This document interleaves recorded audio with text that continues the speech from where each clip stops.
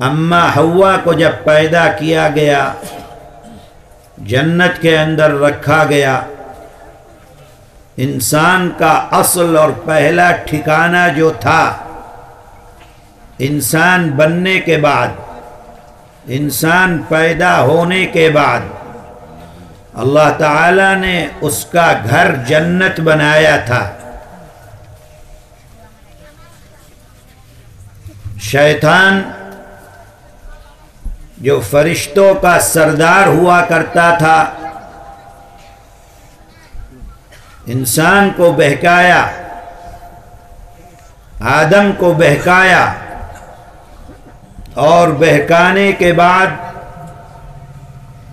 جو کام کرنے سے اللہ تعالی نے منع کیا تھا کہ وَلَا تَقْرَبَا هَذِهِ الشَّجَرَةَ،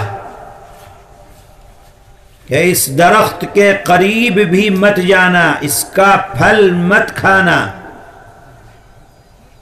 لیکن آدم اور حوا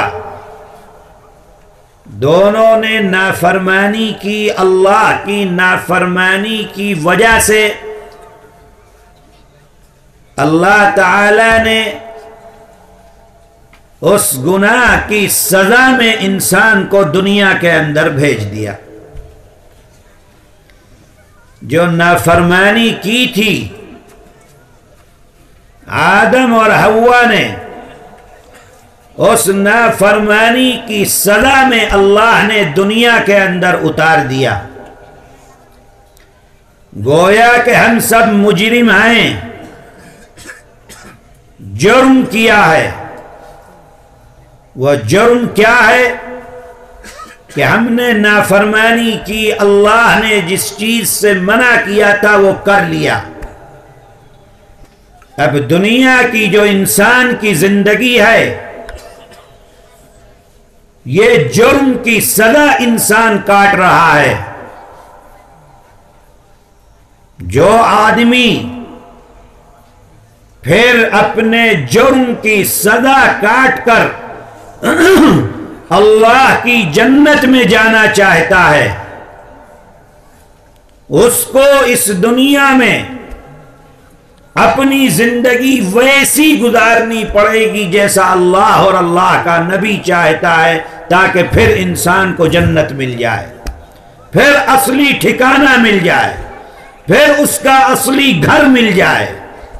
اور اگر اس دنیا میں پھر نافرمانی کرتا ہے، جرم کے بعد پھر جرم کرتا ہے، نافرمانی کی سزا کاٹتے ہوئے دنیا میں پھر نافرمانی کرتا ہے، پھر اللہ کے بتلائے ہوئے راستے پر نہیں چلتا، تو اللہ اس سے زیادہ سخت سزا اس انسان کو دیں گے جس کے لیے اللہ نے جہنم کو تجویز کیا ہے کہ اگر دنیا میں پھر نافرمانی کرو گے، آؤ ہمارے پاس، اس دنیا سے زیادہ سخت سزا تم کو پھر ہم اپنی جہنم کے اندر دیں گے۔ اس لیے یہ دنیا کی زندگی اس کام کے لیے ہے کہ یہاں پر وہ عمل کیے جائیں جو عمل ہم کو اللہ کی جنت کے اندر پہنچا دیں، جو عمل ہم کو اللہ تعالی کی جنت میں ٹھکانہ دے دیں۔ اگر انسان یہاں رہتے ہوئے اپنی زندگی ان عمل کے ساتھ گزارتا ہے، وہ عقل مند اور کامیاب انسان ہے، اور جو اپنی زندگی اس طریقے پر نہیں گزارتا، دنیا میں لگ جاتا ہے، وہ بیوقوف ہے اور پاگل انسان ہے۔ میں نے آپ کے سامنے قرآن کریم کی ایک چھوٹی سی آیت تلاوت کی ہے، قد افلح من تزکا، فلاح پا گیا، کامیاب ہو گیا وہ انسان جس نے اپنے آپ کو پاک کر لیا، وہ کامیاب ہو گیا، وہ فلاح پا گیا۔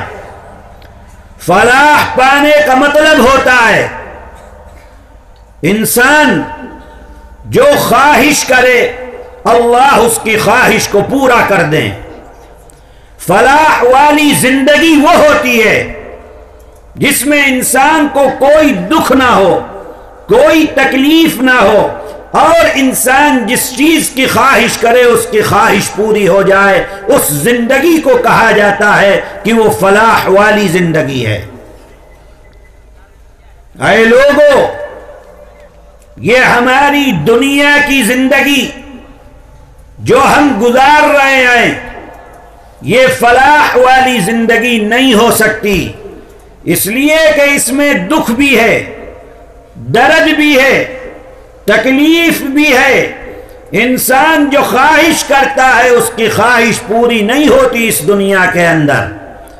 عام انسان تو چھوڑیے، بڑے بڑے بادشاہ دنیا کے اندر ان کی ہر خواہش پوری نہیں ہوتی ہے، ان کو بھی دکھ ہوتا ہے، ان کو بھی تکلیف ہوتی ہے۔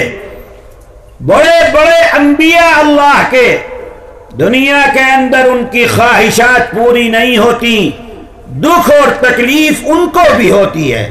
اس کا مطلب یہ ہے کہ یہ دنیا کی زندگی یہ فلاح والی زندگی نہیں ہے۔ تو کون سی زندگی فلاح والی ہے؟ جس میں دکھ نہ ہو، جس میں تکلیف نہ ہو، جس میں انسان کی خواہش پوری ہو، جس میں انسان کو کوئی غم نہ ہو۔ وہ زندگی ہے جو زندگی اللہ انسان کو جنت کے اندر دیں گے۔ یہی وجہ ہے کہ جب اہل جنت جنت کے اندر جائیں گے تو کہیں گے الحمدللہ الذی اذھب عنا الحزن، تمام تعریف ہے اس اللہ کے لیے جس اللہ نے ہم سے تمام غموں کو ختم کر دیا، دور کر دیا۔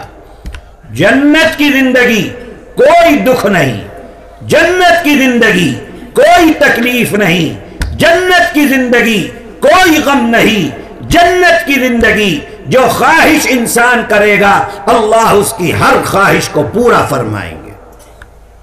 تو معلوم ہوا کہ فلاح والی زندگی دنیا کی نہیں ہے، فلاح والی زندگی جنت کی زندگی ہے۔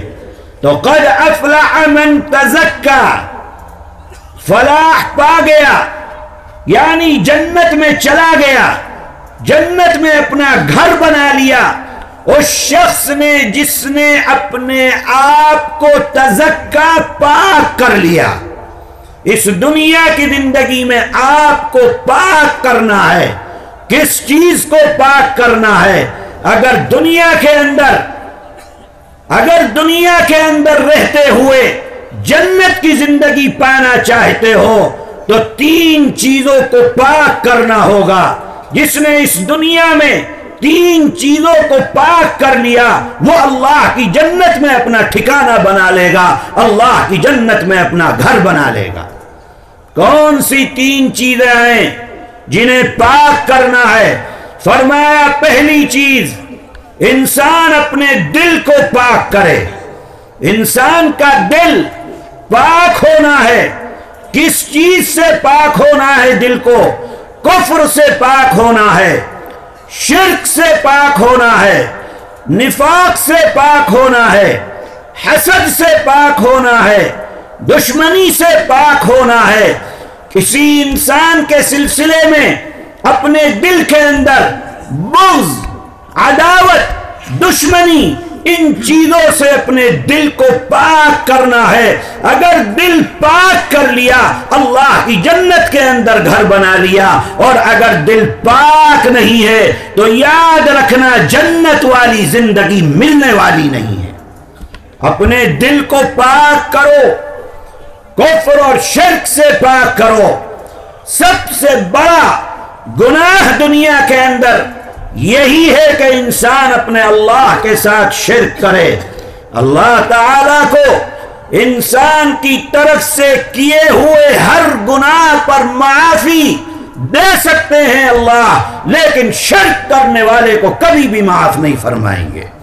کوئی آدمی اگر اللہ کی ذات میں شریک کرتا ہے، کوئی آدمی اگر اللہ کی صفات میں شریک کرتا ہے، نہ اللہ کو اپنی ذات میں شرک پسند ہے، نہ اللہ کو اپنی صفات کے اندر شرک پسند ہے۔ کوئی اگر اللہ کو چھوڑ کر کسی دوسرے کی عبادت کرتا ہے، کسی پتھر کو پوجتا ہے، پانی کو پوجتا ہے، آگ کو پوجتا ہے، یا اور کسی کے آگے اپنا ماتھا ٹیکتا ہے، وہ اللہ کے ساتھ شرک کرنے والا ہے۔ اسی طریقے سے اگر کوئی انسان اللہ کی صفات کے ساتھ کسی دوسرے کو شریک کرتا ہے، اللہ کے علاوہ کسی دوسرے کو پکارتا ہے، اللہ کے علاوہ کسی اور کو داتا سمجھتا ہے، اللہ کے علاوہ کسی اور کو بگڑی بنانے والا سمجھتا ہے، اللہ کے علاوہ دینے کی طاقت کسی دوسرے میں اگر ایمان رکھتا ہے کہ اللہ کے علاوہ کوئی دے سکتا ہے، کوئی پیر ہو بڑے سے بڑا، کوئی نبی ہو بڑے سے بڑا، کوئی بڑے سے بڑا اللہ کا بندہ دنیا کے اندر ہو، اگر انسان اس کے پاس جاتا ہے اس عقیدے کو لے کر کہ یہ قبر کے اندر لیٹا ہوا یہی میری ضرورت کو پورا کر سکتا ہے، وہ اللہ کے صفات کے ساتھ شرک کر رہا ہے۔ اللہ کو نہ ذات میں شرک پسند ہے، نہ صفات میں شرک پسند ہے۔ دل کو پاک کرنا ہوگا، شرک سے پاک کرنا ہے، بدعات سے پاک کرنا ہے، نفاق سے اپنے دل کو پاک کرنا ہے۔ زبان پر کچھ ہے، دل کے اندر کچھ ہے، اس کو نفاق کہا جاتا ہے۔ جو دل کے اندر ہو وہ زبان پر ہو، یہ ایمان کی علامت ہے۔ دل کے اندر دوسرا ہے، زبان پر دوسرا ہے، یہ نفاق کی علامت ہے۔ آج لوگ دل میں دوسری چیز رکھتے ہیں، زبان پر دوسری چیز رکھتے ہیں۔ سیاسی زبان میں اس کو یوں سمجھ سکتے ہیں آپ کہ زبان پر انسان کے رہتا ہے کہ میں فلاں پارٹی کا ساتھ دوں گا، اور دل کے اندر دوسری پارٹی رہتی ہے، اس کو نفاق کہا جاتا ہے۔ آج کے دور میں اگر آپ دیکھیں گے، لوگوں کو دیکھیں گے، مقامی سیاست کو دیکھیں گے، جس بڑے کے ساتھ آدمی ملتا ہے زبان پر اسی کی تعریف کے کلمات رہتے ہیں۔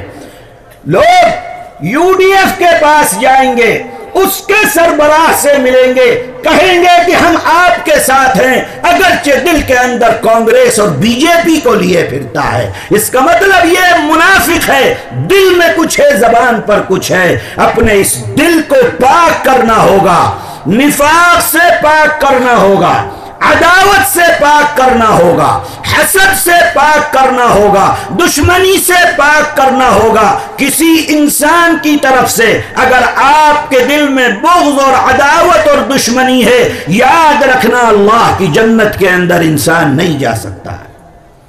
تو پہلی چیز جو آپ کو پاک کرنی ہے وہ اپنے دل کو پاک کرنا ہے۔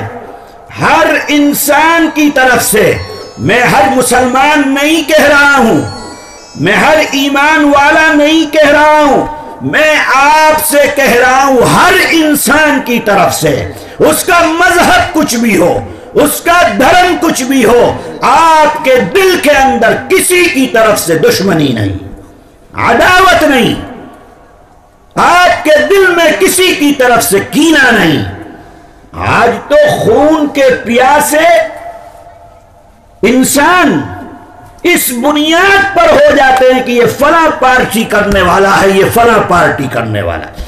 پارٹی کی بنیاد پر ایک دوسرے کا قتل کر دیا جاتا ہے، ایک دوسرے کا خون بہایا جاتا ہے، ایک دوسرے کی عزت اچھالی جاتی ہے، ایک دوسرے کو بے عزت کیا جاتا ہے، سرے بازار نیلام کیا جاتا ہے عزتوں کو، اور پھر کہتے ہیں کہ ہم ایمان والے ہیں، اللہ کی جنت میں گھر چاہیے۔ اتنا آسان نہیں ہے اللہ کی جنت کے اندر گھر بنانا۔